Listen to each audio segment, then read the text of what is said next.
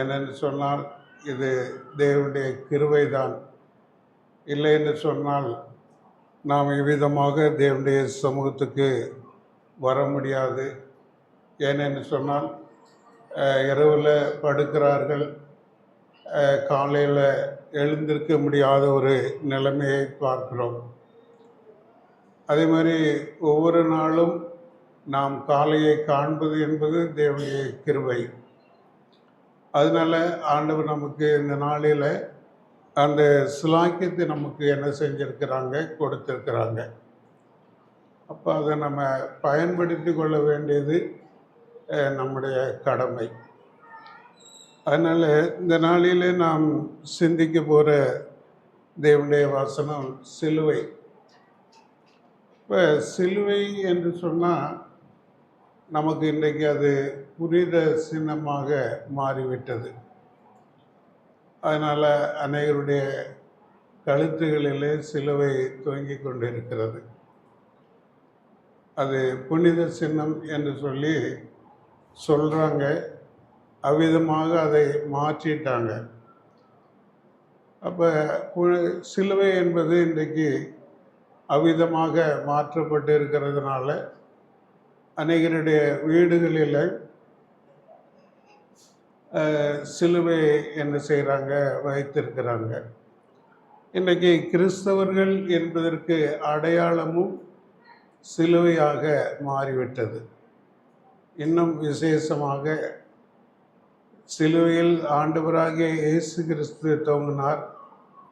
இன்றைக்கு சிலுவையில் சால்வை தொங்கி கொண்டிருக்கிறார். இப்போ ஆண்டவராகிய இயேசு கிறிஸ்துவுக்கு பதில் சால்வையாக மாற்றிவிட்டார்கள். இன்றைக்கு சிலுவை அந்த நிலைமைக்கு மாறிவிட்டது. ஆனால் ஆரம்பத்தில் நாம் பார்க்கும் பொழுது சிலுவை ஒரு சாபத்தின் சின்னம். சிலுவையில் அடிக்கப்படுகிறவர்கள் சபிக்கப்பட்டவர்கள். அவங்க கள்ளர்களாக இருக்கலாம், கொலைகாரர்களாக இருக்கலாம், தேசத்துக்கு விரோதமாக துரோகம் செய்தவர்களாக இருக்கலாம், விரோதமாக கூட்டம் கூடினவர்களாக இருக்கலாம். அப்படிப்பட்ட சபிக்கப்பட்டவர்களுக்குத்தான் இந்த சிலுவையில் அடிக்கப்படுவார்கள். ஆனால் ஆண்டவராகிய இயேசு கிறிஸ்து அங்கே சிலுவையில் அடிக்கப்பட்ட பொழுது அப்பையும் அது சாபம்தான். ஏன் அப்படின்னா ஆண்டவராகிய இயேசு கிறிஸ்து சபிக்கப்பட்ட நமக்காக, நம்முடைய மீறுதலுக்காக, நமக்கு வரக்கூடிய தண்டனையை தன்மேல் ஏற்றுக்கொண்டு அங்கே சிலுவையில் அடிக்கப்பட்டார். அப்போ அதனால் அது சிலுவை தண்டனையின் சின்னமாக இருந்தது.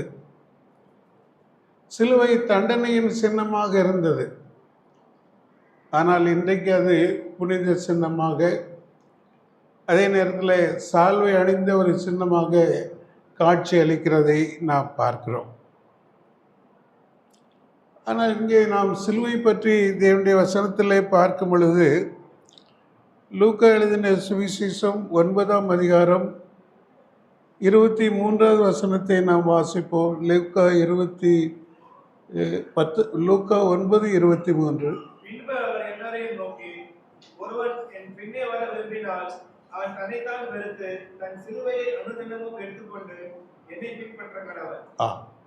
இங்கே என்ன பார்க்கிறோம் அப்படின்னு சொன்னா, சிலுவை ஒரு பாடுகளின் சின்னமாக மாறிவிட்டது. அப்போ ஆண்டவராகிய இயேசு கிறிஸ்து சொல்லும் பொழுது அவரை பின்பற்றுகிறவன்,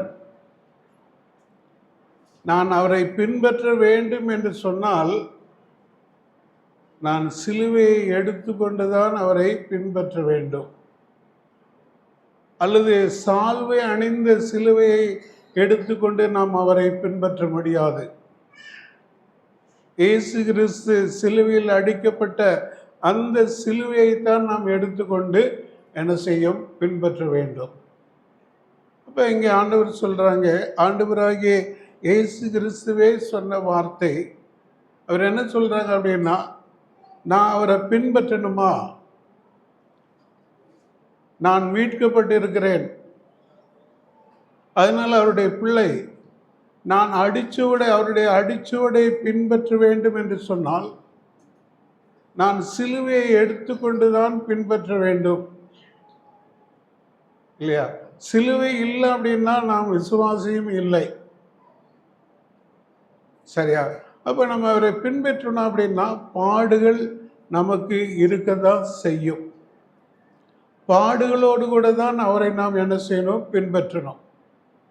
அதற்கு ஒரு நல்ல மாதிரி அப்போஸ்தலனாகிய பவுல், அவருடைய வாழ்க்கையை நாம் பார்க்கும் பொழுது இயேசு கிறிஸ்துவை பின்பற்றினார்.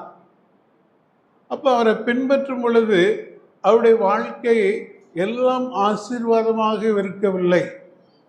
ஏன்னா அவருடைய கச்சையை தொடுகிறவன் சுகமானான், அவருடைய கச்சையை தொடுகிறவன். ஆனால் அப்பேற்பட்ட ஒரு வல்லமை நிறைந்தவர், அதிகாரமுடையவர், அற்புதங்களை செய்யக்கூடியவர்.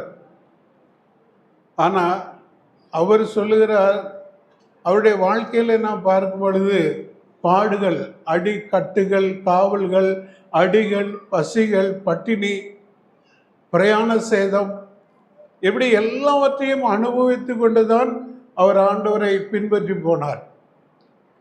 அதனால் இந்த அப்போஸ்தலனாகிய பவுல் சொல்லும் பொழுது சொல்றாங்க, நான் கிறிஸ்துவை பின்பற்றுகிறது போல, நான் கிறிஸ்துவை பின்பற்றுகிறது போல, நான் எப்படி பாடுகளின் வழியாக அவரை பின்பற்றி நடக்கிறேனோ, பின்பற்றி வாழ்கிறேனோ, அதே போல நீங்களும் என்னை பின்பற்றுங்கள் என்று சொன்னார். இன்னைக்கு நம்ம யாராச்சும் சொல்ல முடியுமா? நான் கிறிஸ்துவை பின்பற்றுகிறது போல நீங்களும் என்னை பின்பற்றுங்கள் என்று சொல்லி? நான் கூட அப்படி சொல்ல முடியாது. அல்லது உங்களுக்கு யாராவது அப்படி தெரிஞ்சவங்க இருக்காங்களா? எனக்கு தெரிஞ்சவங்க யாரும் இல்லை, இல்லையா? அப்போ அதனால ஆண்டவர் நமக்கு சொல்கிற கட்டளை என்ன அப்படின்னு சொன்னால், நாம் சிலுவையை எடுத்துக்கொண்டு அவரை பின்பற்ற வேண்டும்.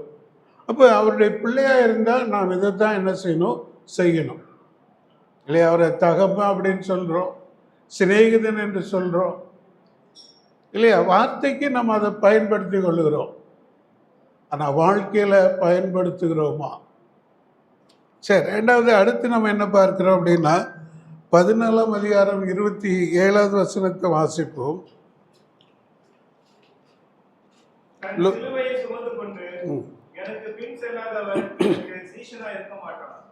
சரி, இங்க என்ன பார்க்கிறோம் அப்படின்னா, ஆண்டவர் அதற்கு அப்படியே ஆப்போசிட்டா சொல்லுகிறத நம்ம பார்க்கிறோம். தன் சிலுவையை எடுத்துக்கொண்டு என்னை பின்பற்றாதவன் எனக்கு சீசனாக இருக்க மாட்டான். இன்னைக்கு சொல்ல போனால் அவன் தேவனுடைய பிள்ளையாக இருக்க மாட்டான், இல்லையா? தேவனுடைய பிள்ளையாக இருக்க மாட்டான். அன்றைக்கு விசுவாசிகளை சீசர்கள் என்றுதான் அழைத்தார்கள். அன்றைக்கு விசுவாசிகளை சீசர்கள் என்றுதான் அழைத்தார்கள். அதனால தான் ஆண்டவராகிய இயேசு கிறிஸ்துவும் அவன் எனக்கு சீசனாக இருக்க மாட்டான். பாடுகள் மத்தியில் ஆண்டவரை பின்பற்றி வாழவில்லை என்று சொன்னால் அவன் தேவனுடைய பிள்ளையாக, தேவனுடைய மகளாக இருக்க மாட்டார்கள். ஆனால் பொதுவாக நம்ம விரும்புவது நமக்கு பாடுகளே வரக்கூடாது, கஷ்டங்கள் வரக்கூடாது, வியாதிகள் வரக்கூடாது, போராட்டங்கள் வரக்கூடாது, எல்லாம் ஆசீர்வாதமாக இருக்கணும், இல்லை? அது ஒவ்வொருத்தருடைய விருப்பம், எல்லாருடைய விருப்பமும் அதுதான். அதனால ஆண்டவர் என்ன சொல்கிறாங்க அப்படின்னா, என் சிலுவையை எடுத்துக்கிட்டு என்னை பின்பற்றி வா. அப்படி நீ பின்பற்றி வரலன்னா நீ என்னுடைய பிள்ளை இல்லை, இல்லையா? அப்போ அந்த பாடுகளின் மத்தியிலையும் ஆண்டவர் ஒரு பெரிய சந்தோஷத்தை கொடுக்கிறார். அப்போஸ்தலனாகிய பவுல் தான் சொல்றார், நான் பாடுகிறதுல சந்தோஷமா இருக்கிறேன், இல்லையா? பாடுகளை அனுபவிக்கிறதுல சந்தோஷமா இருக்கிறேன். ஏன் அப்படின்னா அவருடைய கிருபை எனக்கு போதுமானதாக இருக்கிறது, இல்லையா? அப்போ அவருடைய கிருபை எவ்வளவு பெரியதுன்னு தெரியுமா உங்களுக்கு? எவ்வளோ பெருசு? வானத்துக்கு பூமி எவ்வளோ பெருசோ அவ்வளவு அவருடைய கிருபை பெருசு. அந்த கிருபை உனக்கு போதும்னா, அவ்வளோ பெரிய கிருபை ஆண்டவர் போதுமான அளவுக்கு கொடுக்குறாங்க அப்படின்னா, நம்ம ஏன் பாடுபடுறதை குறித்து வருத்தப்படணும், கவலைப்படணும், கலங்கலும், கண்ணீர் விடணும் இல்லையா? அதனால தான் அப்போஸ்தலன் பவுல் சொல்லும் பொழுது, பவுலுக்கு ஆண்டவர் சொல்கிறாங்க, என் கிருபை உனக்கு போதும். உன்னுடைய பலவீனத்தில், உன்னுடைய விசுவாச வாழ்க்கை பலவீனமாக இருக்கா, நீ கலங்காத, என் கிருபை உனக்கு போதும். உன்னுடைய உலக வாழ்க்கையில் நீ குறைவு, ரொம்ப எளிய நிலைமையில் இருக்கீங்களா, என் கிருபை உனக்கு போதும் இல்லையா? அதே மாதிரி நம்முடைய வாழ்க்கையில் பாடுகளும் கஷ்டங்களும் வந்து கொண்டே இருக்கிறதா, ஆண்டவர் சொல்கிறாங்க, என் கிருபை உனக்கு போதும். இப்போ இதுக்கு மேலே என்னங்க வேணும் நமக்கு இல்லையா? இதுக்கு மேலே என்ன வேணும்? அரசாங்கம் 2500 கொடுக்குறாருன்னா அவங்களுக்கு ஓட்டு போட்டுருந்தோம், சரியா? அது அவ்வளோ சந்தோஷம் மக்கள் சொல்கிறாங்க. நீங்கள் எப்படி எனக்கு தெரியல, சரியா? ஆனால் அதை விட வானத்துக்கும் பூமிக்கும் உள்ள அவ்வளோ பெரிய ஒரு கிருபை உங்களுக்கு போதும் அப்படின்னு சொன்னோன்னா எவ்வளோ சந்தோஷமாக இருக்கணும். நான் கூட எனக்கு இந்த கணத்து வலி, இந்த நடுக்கத்தை விட கணத்து வலி தான் எனக்கு ரொம்ப கஷ்டப்படுத்தும். அப்படி சாப்பிட வாயை திறந்தா வலி எடுத்துடும், அதுக்கு மேலே சாப்பிட முடியாது, சரியா? ஆனாலும் ஆண்டவருடைய கிருபை எனக்கு போதுமானதாக இருக்கிறது. அதன் மத்தியில் தான் ஒரு 15 வருஷம் வாழ்ந்துட்டு வந்துட்டேன், சரியா? அதனால் இப்படி நமக்கு நம்முடைய வாழ்க்கையில் எவ்வளவு கஷ்டங்கள் வருது. ஒவ்வொருத்தருக்கும் ஒவ்வொரு நிலைமையில் இருக்கும் இல்லையா? ஒருத்தருக்கு இப்படி இருக்கும், ஒவ்வொருத்தருக்கு உலக பிரகாரமான கஷ்டங்கள் இருக்கும், ஒருத்தருக்கு ஒவ்வொரு விதமான வியாதிகள் இருக்கும். கால் வலி இருக்கும், முட்டு வலிகள் இருக்கும், தலைவலி இருக்கும், இப்படி பல நிலைமைகள் இருக்கும். ஆனால் அதை குறித்து நம்ம என்ன செய்யக்கூடாது, கவலைப்படக்கூடாது அப்படிங்கிறது தான் சொல்கிறேன். ஏன் அப்படின்னா, ஆண்டவருடைய கிருபை எனக்கு போதும். அதனால நான் என்ன செய்வேன், ஆண்டவரை தொடர்ந்து பின்பற்றுவேன். அதுதான். தலைவலிக்குன்னா வீட்டில் இருந்துக்கிடுவாங்க, கூட்டத்துக்கு வர மாட்டாங்க. கால் வலிக்குன்னா வீட்டில் இருந்துக்கிடுவாங்க. அப்படிலாம் இருக்கக்கூடாது. அது மத்தியிலையும் நான் ஆண்டவரை பின்பற்றுவேன், ஆண்டவருடைய சமூகத்தில் நான் காணப்படுவேன், ஆண்டவருக்காக வாழுவேன், சரியா? அதான் சொல்கிறாங்க, என்னுடைய கிருபை உன்னை பலவீனத்தில், வியாதியில், கஷ்டத்தில், நஷ்டத்தில், எல்லாவற்றிலும் என் கிருபை உனக்கு போதுமானதாக இருக்கும் அப்படின்னு சொல்லிட்டு ஆண்டவர் சொல்கிறாங்க. அப்போ அதனால் இந்த சிலுவை என்கிற பாடுகளை நாம் ஏற்றுக்கொண்டு பாடுகளின் மத்தியில் ஆண்டவரை நாம் பின்பற்றி நடக்கக்கூடியவர்களாக இருப்போம். அது மட்டுமல்ல, 1 கொரிந்தியர் 1:18 வாசிங்க.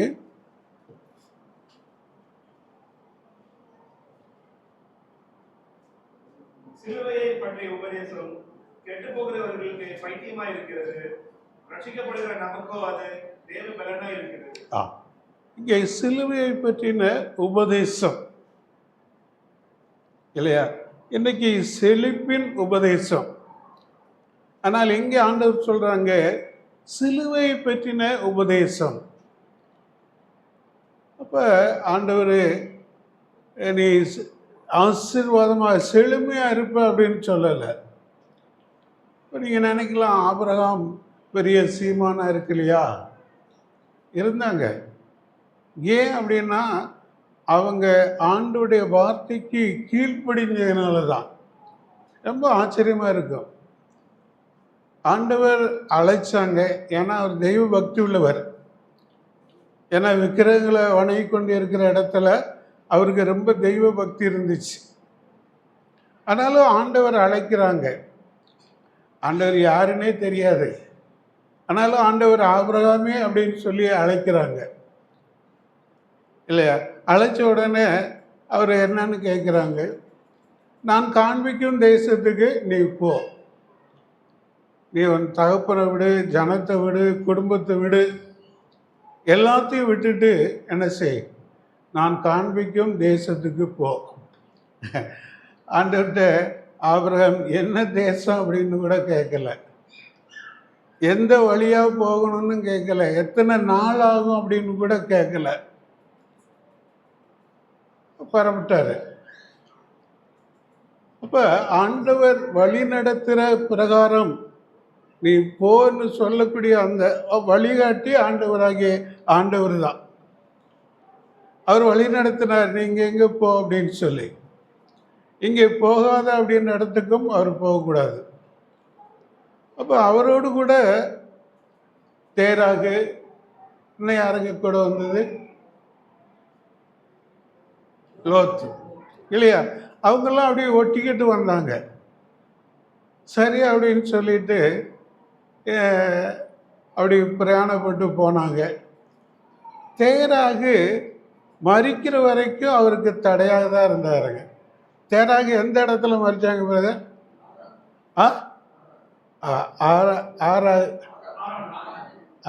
அப்போ அந்த இடம் வரைக்கும் ஆண்டவரும் ஆபிரகாமோடு பேசலை. அப்படி இவங்க தான் பேசிக்கிட்டு போகிறாங்க. அங்கே ஆரானில் வருகிற சமயத்தில் தேராகு மறிச்சு போயிடுறாங்க. இப்போ இவங்கெல்லாம் ஒட்டிக்கிட்டு வந்தவங்க தடை தான் பண்ணிக்கிட்டு இருந்தாங்க. சொல்லியிருக்கலாம், நீ எங்கடா போகிற, கண்ணுக்கு தெரியாத தேசத்துக்கு நீ போய்கிட்டு இருக்கிய, திசை தெரியாமல் போய்கிட்டு இருக்கிறிய அப்படின்னு சொல்லி. அங்கே தேராகு மறிச்சதுக்கப்புறம் ஆண்டவர் ஆபிரகாமோடு பேசினாங்க. அதுக்கப்புறம் இன்னொரு தடவை கூட லோத்து என்ன செஞ்சாங்க, கூடயே வந்தாங்க. லோத்து கூட வந்ததுனால அவருக்கு பிரச்சனை தான். ஏன்னா அவருடைய மந்த மீட்பிற்கும் இவருடைய மந்த மீட்பிற்கும் பிரச்சனை ஆகி போச்சு. ஏன் அப்படின்னா அவங்களுடைய மந்தை பெருசாக இருந்தது, அவங்க இடம் கொள்ளலை. ஏன்னா அவ்வளோ ஆசீர்வதிக்கப்பட்டு இருந்தாங்க. இப்போ தேரா பேர் என்ன, லோத்து, சரியா? லோத்து அவங்களோட கூட வந்தாங்க. ஆனால் அதுக்கப்புறம் லோத்துனுடைய பார்வையெல்லாம் எப்படி இருந்ததுன்னா ஆவிக்குரிய பார்வையாக இல்லை. ஆவிக்குரிய பார்வையாக இல்லை, லோத்துடைய பார்வையெல்லாம் செழிப்பு. கவனம் வச்சுக்கோங்க, லோத்துடைய பார்வையெல்லாம் செழிப்பு தேடிதான் இருந்தது இல்லையா? பாருங்க, அது ஆவிக்குரிய பார்வையாக இருக்கல. அப்ப லோத்து என்ன பார்த்தாங்க அப்படின்னா சோதோம் குமாராவை பார்த்தாங்க. அது எப்படி இருந்தது? செழிப்பா இருந்தது. எந்த பட்டணம் போல இருந்தது?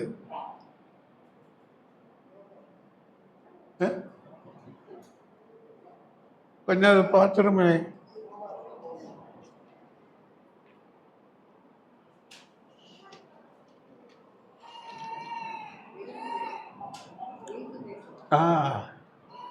இல்லையா? எத்தனாவது வசனம்? 20 ஆதியாகமம் 13:10 வாசிங்க.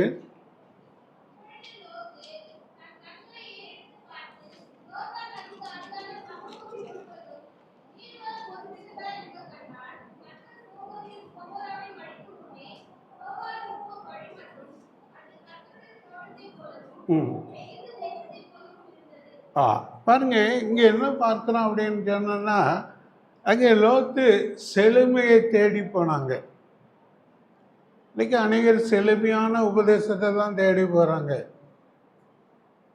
அதுக்கு பெரிய கூட்டம் போகுது இல்லையா? ஆனால் அங்கே என்ன பார்க்குறோம் அப்படின்னா, அது எப்படி இருந்ததுன்னா எகிப்தை போலவும் கர்த்தருடைய தோட்டத்தை போலவும். கர்த்தருடைய தோட்டம் எவ்வளவு செழிப்பாக இருந்துச்சுங்க இல்லையா? அதே போல் எகிப்து செழுமையாக இருந்தது. இஸ்ரேல் ஜனங்கள் அடிக்கடி எகிப்துக்கு தான் என்ன செஞ்சாங்க, போனாங்க. இங்கே கஷ்டம்னா அங்கே தான் போயிடுவாங்க. அவ்வளோ செழுமையாக இருந்துச்சு. அப்போ லோத்து அதை பார்த்த உடனே, நீ தெரிஞ்சுக்கொள் அப்படின்னு ஆபிரகாம் சொன்ன உடனே டக்குன்னு அவர் அதை தெரிஞ்சுக்கிட்டார். எப்போ சொல்லுவாங்க, எப்போ இஷ்டம்னு சொல்லுவாங்கன்னு பார்த்துக்கிட்டு இருந்தாங்க. இப்போ உடனே அதை தெரிஞ்சு கொண்டாங்க. சரி, அப்போ முதலாவது லோத்து அங்கே எங்கே இருந்தாங்க தெரியுமா? வெளியே கூடாரம் போட்டு இருந்தாங்க. அதுக்கப்புறம் அவர் என்ன ஆயிட்டாரு? வாசல்ல கூடாரம் போட்டார். ஏன் அப்படின்னா அவர் நியாயாதிபதியாக மாறிட்டார். சரி, அதனால தான் ஒருத்தர் சொல்கிறான், ஓடி வந்த உனக்கா இந்த இது அப்படின்னு சொல்லி கேட்குறத பார்க்குறோம். சரி சரி, அவர் நியாயாதிபதியாக மாறிட்டார். அதுக்கப்புறம் அதனுடைய நிலைமை என்ன அப்படின்னு சொல்லிட்டு நீங்களே தெரிஞ்சுக்கிடுவீங்க. அதனுடைய பின்னாடி சந்ததிகள் எப்படி இருந்தது அப்படிங்கிறதையும் நம்ம என்ன செய்ய முடியும், பார்க்க முடியும். சரி, இப்போ அதனால் இந்த செழுமையை நீங்கள் தெரிஞ்சு கொள்ளுவீங்க அப்படின்னா நீங்கள் ஆவிக்குரிய வாழ்க்கையில் சரித்திரராக தான் போயிடுவீங்க. ஆனால் நமக்கே தெரியாது, உலகத்தில் வசதி இருக்கும். அதுக்கு ஒரு உதாரணம் தான் ஆண்டவராகிய இயேசு கிறிஸ்து சொன்னாங்க. இந்த 4 விதமான நிலத்தில் விதைச்சாங்க. அது எங்கே விதைச்ச விதைய ஆண்டவர் சொல்லியிருக்கிறாங்க? முள்ளுள்ள நிலத்தில். நல்ல நிலத்தில் இருந்தது ஆண்டவர் ஆசீர்வதித்தது. சரியா? முள்ளுள்ள நிலத்தில் விதைக்கப்பட்ட விதை, அதுவும் நல்லா வளர்ந்தது. ஆனால் என்ன செய்யலை? பலன் கொடுக்கல. அதுக்கு என்ன சொல்லியிருக்காங்க அப்படின்னு சொன்னா, முள்ளும் இருக்குது, ஐஸ்வர்யத்தின் மயக்கம் இல்லையா, அதுவும் அது கனி கொடுக்காமல் போகிறதுக்கு ஒரு காரணம் இல்லையா. முள்ளும் நெருக்குது அப்படின்னா முள்ளு சாபம்தான் இல்லையா. ஆண்டவர் பூமியை சபிக்கிறப்ப முள்ளும் குறுக்கும் விளையும் அப்படின்னு தான் சொன்னாங்க. இயேசு கிறிஸ்துடைய சிலுவையில் முள்முடி வச்சு அழுத்தப்படுறப்ப அதுவும் சாபம்தான். அப்போ இந்த உலகத்தின் சாபமும் உலகத்தின் ஐஸ்வர்யமும் என்ன செய்யும், அதை நெருக்கி பலன் இல்லாமல் போயிடுச்சு. சரி, இப்போ நம்மளை பார்ப்போம். சரி, லோத்தை பார்த்தோம். இப்போ நம்மளும் என்ன செய்யலாம் பார்க்கலாம். நம்ம எப்படி இருக்கோம் அல்லது நான் எப்படி இருக்கேன்? நம்மன்னு பொதுவாக பார்த்தா எல்லாரையும் பார்த்து கை நீட்ட ஆரம்பிச்சோம். இப்போ நான் எப்படி இருக்கேன், என்னையும் சேர்த்து. சரியா, நான் எப்படி இருக்கிறேன் இன்னைக்கு?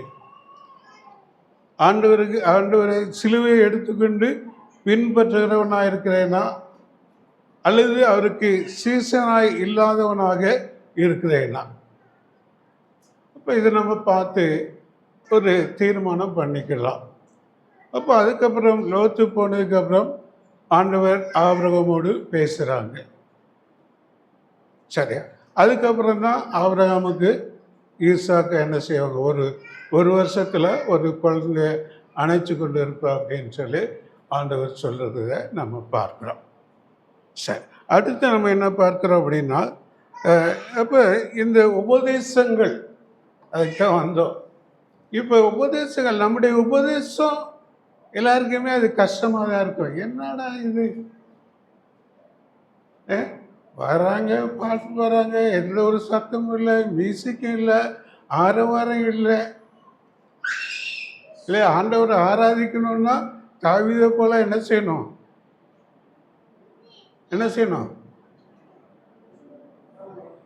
நடனம் ஆடணும் இல்லையா. அவங்க பாட்டு பாடி அதையே திருப்பி திருப்பி சொல்லி பாடி பாடி மக்களை எல்லாம் ஆட வச்சிருவாங்க. நீங்களாம் உட்கார்ந்துருக்க மாட்டீங்க, சேரில் எந்திரிச்சு ஆட ஆரம்பிச்சிருவீங்க. அப்படியெல்லாம் இல்லாதபடிக்கு இது என்ன உட்காந்துக்கிட்டு ஊமகனாக உட்காந்துக்கிட்டே இருக்காங்க. இல்லையா? ஒவ்வொருத்தராக போய் ஸ்தோத்திரம் பண்ணிட்டு வராங்க. இன்னும் அதுலேயும் சொன்னதையே சொல்கிறாங்க. இயேசு கிறிஸ்து என்று பாவத்துக்காக சிலுவையில் மரித்தார், அடக்கம் பண்ணப்பட்டார், அஹ், 3ஆம் நாள் உயிரோடு எழுந்தார். இது எல்லாருடைய வாயிலையும் அதே தான் வருது இல்லையா? சொன்னே சொல்கிறாங்க இல்லையா? இப்படி இந்த ஆராதனை எப்படி இருக்குது அப்படின்னா, அது அவங்களுக்கு பைத்தியமாக இருக்கிறது. சிலுவையின் உபதேசம் கெட்டு போகிறவர்களுக்கு பைத்தியமாக இருக்கு. சரி, அப்போ இது அநேகருக்கு பிடிக்கல. நமக்கும் நிறைய பேர் வந்திருக்கிறாங்க, இந்த ஆராதனையை பார்த்துட்டு போயிட்டு இருக்கிறாங்க. அப்படிப்பட்ட நிறைய மக்கள் இருக்கிறாங்க. அதனால் நம்முடைய ஆராதனை அப்படி அவர்களுக்கு பைத்தியமாக இல்லாதபடிக்கு அவர்களுக்குள்ளே ஒரு எழுப்புதலை உருவாக்கக்கூடியதாக இருக்க வேண்டும் இல்லையா? அவர்களுக்குள்ள ஒரு எழுப்புதலை உருவாக்கக்கூடியதாக இருக்க வேண்டும்.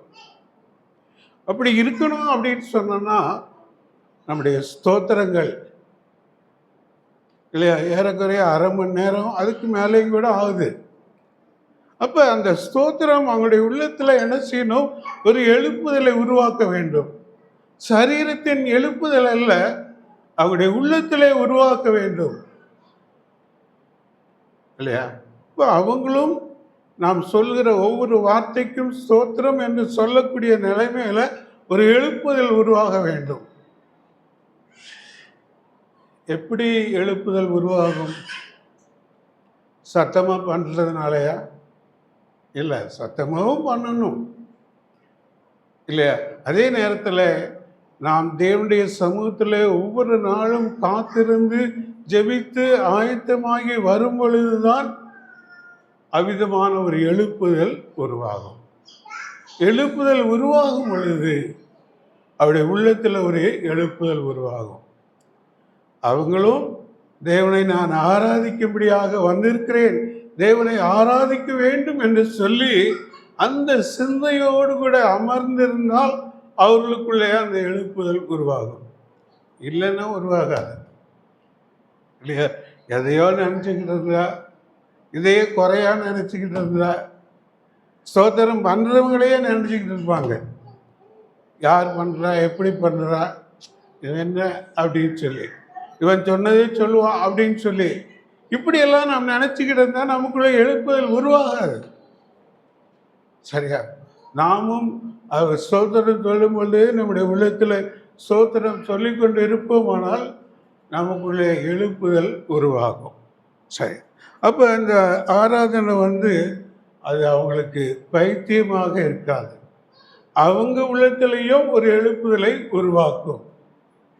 அவங்க மறுபடியும் இங்கே வரணும், இங்கே ஆவியானவர் அசைவாடி கொண்டு இருக்கிறார், ஆவியானுடைய கிரியை நடந்து கொண்டு இருக்கிறது என்று சொல்லி தேவனுடைய சமூகத்துக்கு கடந்து வருவார்கள். இன்னைக்கு யாரும் அப்படி வர்றதில்லை. அப்படிங்கிறதுக்கு காரணம் என்ன? நீங்களும் நானும் தான். நம்மளுக்குள்ள எழுப்புதல் இல்லை. இல்லை, தேவ ஆவியானவர் செயல்படுகிறது இல்லை. அதனால தான் ஆவியை அவிழ்த்து போடாதீர்கள் அப்படின்னு சொல்லியிருக்காங்க. நம்ம அதை என்ன செஞ்சிடறோம்? அணைச்சி போட்டுட்டு உட்காந்துடுறோம். இப்படி இருக்கக்கூடாது. சரி, அடுத்து எபிரேயர் 12:2 வாசிங்க.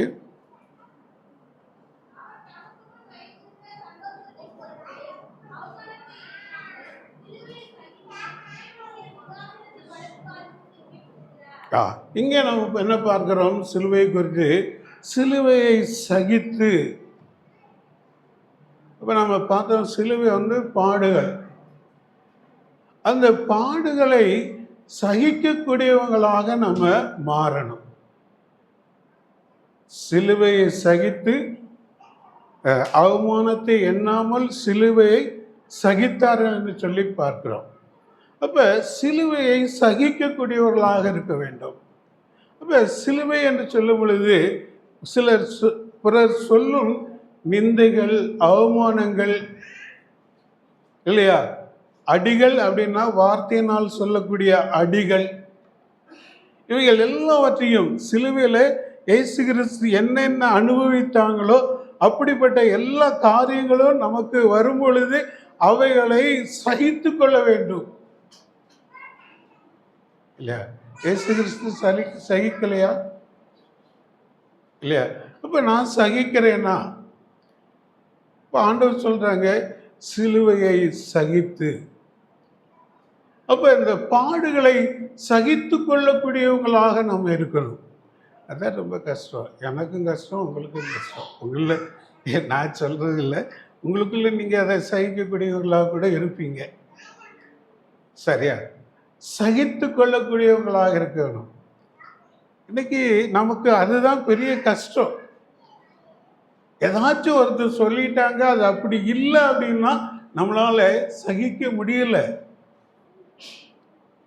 இல்லையா? இப்போ ஆண்டவர்கிட்ட கேட்குறாங்க, நீ தேவனுடைய குமாரனா?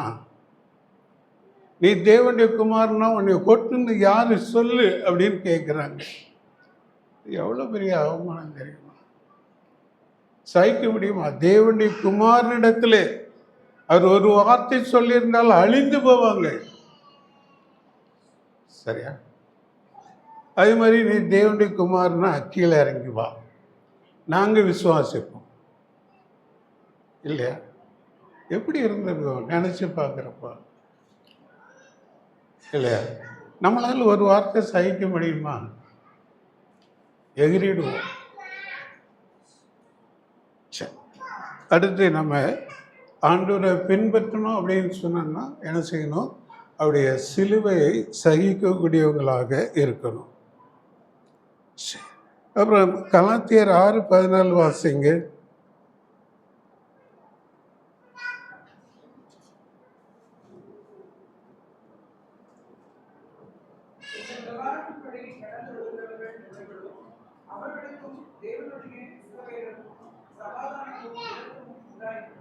கலாத்தியர் 6:14.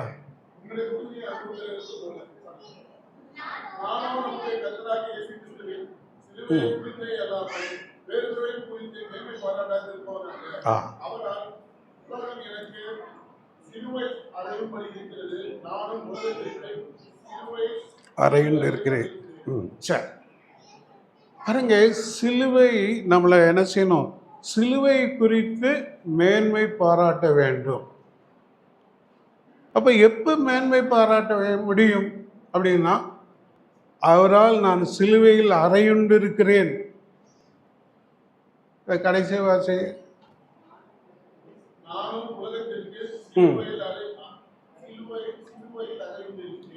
சரி, அப்புறம் அடுத்தது பாருங்க, உலகம்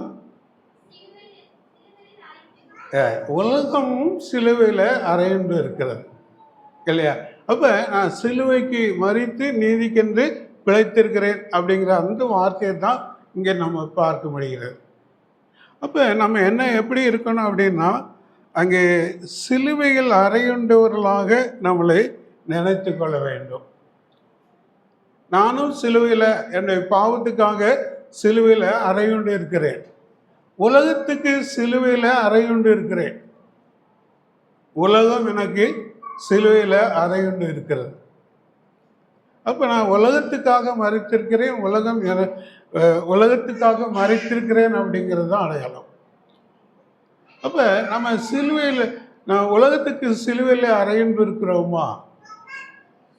உலகத்துக்கு அப்படின்னு சொன்னா உலகத்தினுடைய பழக்க வழக்கத்துக்கு நமக்கு அது கொஞ்சம் இழுக்க தான் செய்யும். எனக்கு கூட ஒரு ஆசை, நல்ல கிருதா தாடி, வெள்ளைத்தாடியெல்லாம் வச்சுக்கலாமா அப்படின்னு ஒரு ஆசை தான் வருது. சரியா? ஏன் அப்படின்னா, நமக்கு உலகத்தை பார்க்குறப்ப உலகத்தில் அவன் வச்சுருக்கான், இவன் வச்சுருக்கான், அப்புறம் சில பாஸ்டர்மார் வச்சுருக்காங்க. இதை பார்க்குறப்பெல்லாம் நமக்கும் என்ன வருது? ஒரு ஆசை தான் வருது. அது மாதிரி சகோதரிகள் ட்ரெஸ், அன்று சொன்னாங்க தகுதியான வஸ்திரம் தான் போடணும் அப்படின்னு சொல்லிட்டு, நம்ம போடக்கூடிய காரியம் தகுதியாக இருக்கான்னு பார்க்கணும். நான் சொல்லக்கூடாது, அதனால் தகுதியாக இருக்கா அப்படின்னு சொல்லி மட்டும் பார்த்துக்கணும். தகுதியாக இல்லைன்னு சொன்னா சபைக்கு வர மாட்டேன் இல்லையா? தகுதியாக இல்லைன்னா சபைக்கு வர மாட்டேன். அது இல்லை, அண்ணன் சொல்லியிருக்காங்க, நீ சபைக்கு வா, தகுதியான வஸ்திரம் உடுத்திக்கிட்டு வா, அவ்வளோதான். அப்போ அதனால நம்ம உலகம் நமக்குள்ள என்ன செய்யக்கூடாது, வரக்கூடாது. இன்னைக்கு அநேக தேவனுடைய ஊழியக்காரங்க சொல்றாங்க, இன்றைக்கு உலகம் எங்க வந்துருச்சு தான்,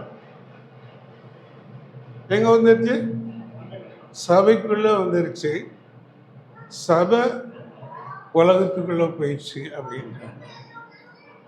அதுக்கு ஒரு விளம்பரம்,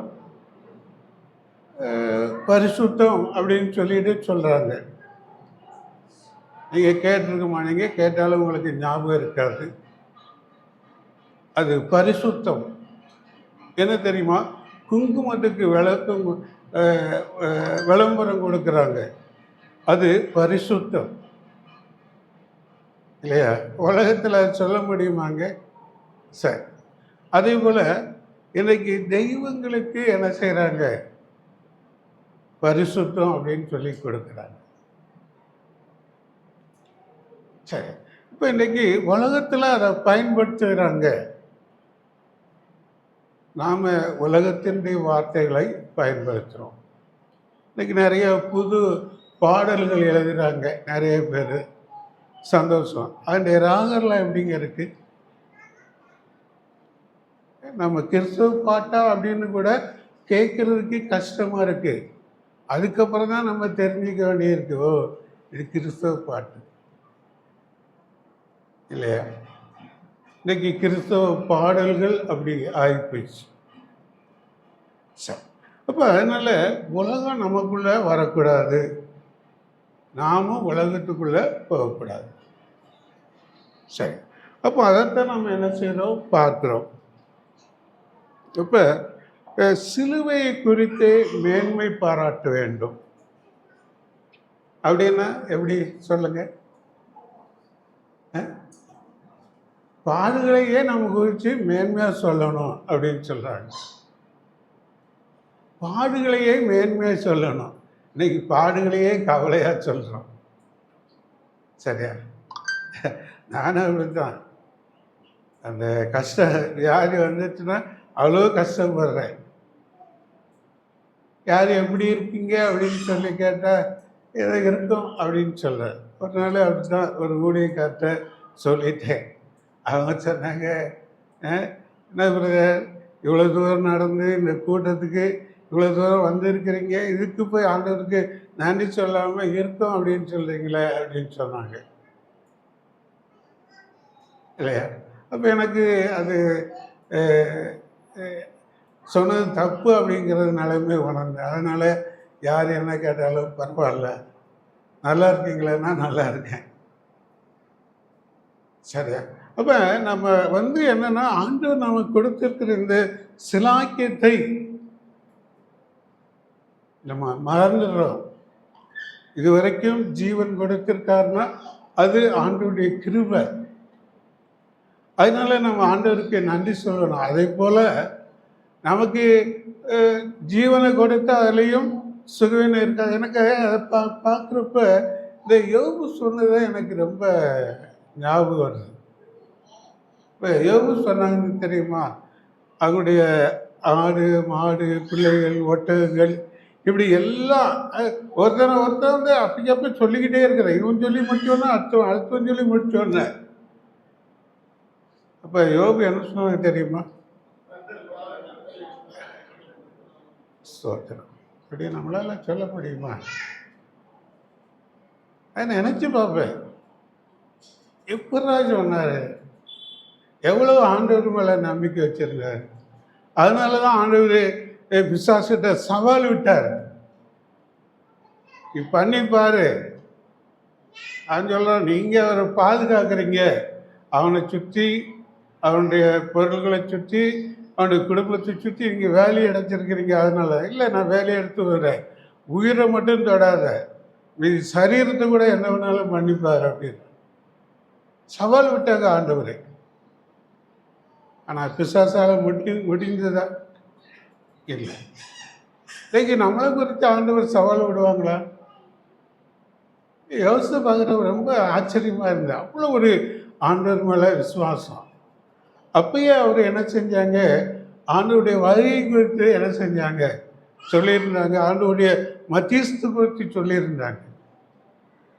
எனக்கும்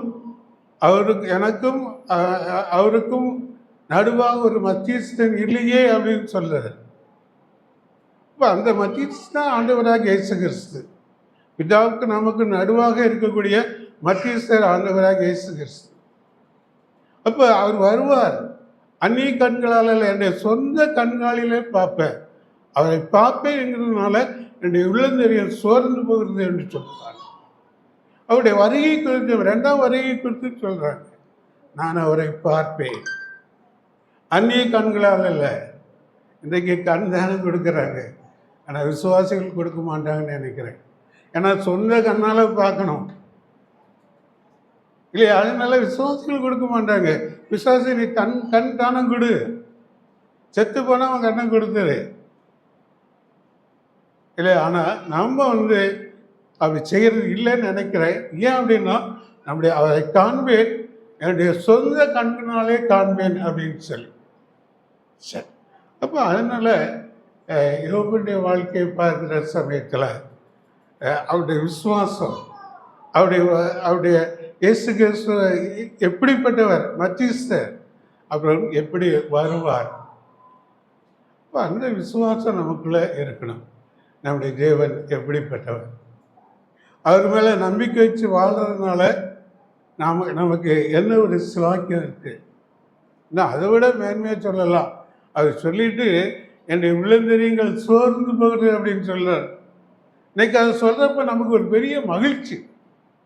ஏன் அப்படின்னா, அந்த 2ஆம் வருகையில் நம்ம ஏற்றப்படுறதில்லை, அவருடைய ரகசிய வருகையில் நம்ம எடுத்துக்கொள்ளப்படுகிறோம். அதனால நமக்கு ஒரு பெரிய மகிழ்ச்சிங்க. சரியா? அப்படிப்பட்ட ஒரு சிலாக்கியத்தை பெற்றிருக்கிறவங்க அதை விட ஒரு மேலான நம்பிக்கை உடையவங்களாக நம்ம இருக்கணும். சரி, அப்போ அதனால இந்த சிலுவை பற்றிய ஒரு சிலுவை நமக்கு மேன்மையாக சிலுவை பற்றி பேச வேண்டும் என்று பார்க்கிறோம். ஜெபம் செய்வோம்.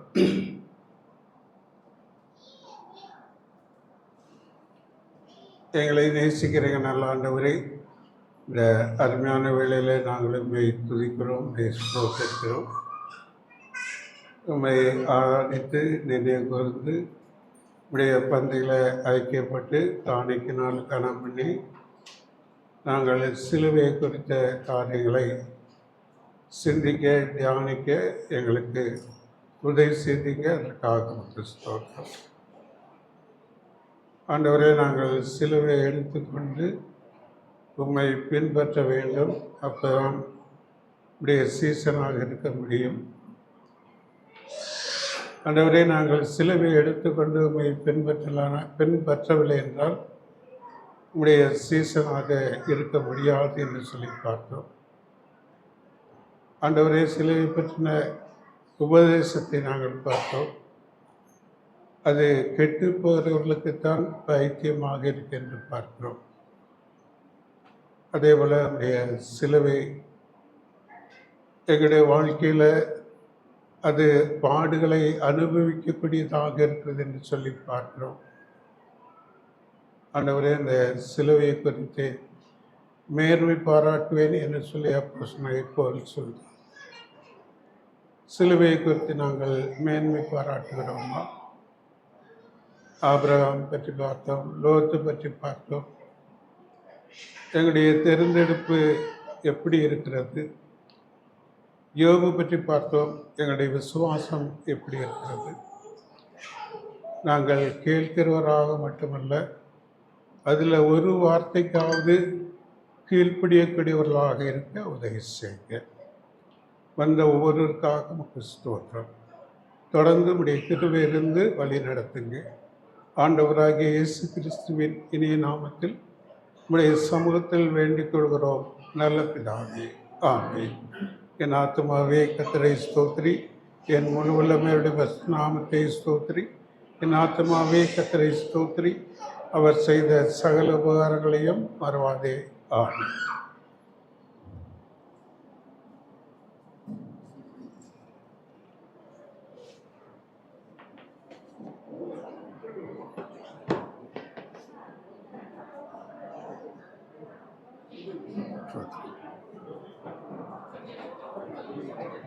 ஸ்தோத்திரம்.